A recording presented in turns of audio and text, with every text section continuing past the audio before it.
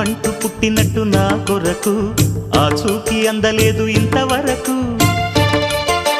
వచ్చింది గాని ఈడు ఒంటి వరకు వేధించలేదు నన్ను జంట కొరకు చూశాక ఒక్కసారి ఇంత వెలుగు నా వంక రాను అంది కంటి కునుకు ఈ అల్లరి గారడి నీ లీల అనుకోనా నీ పేరు ప్రేమ అవునా ఇవాళే నిన్ను పోల్చుకుందా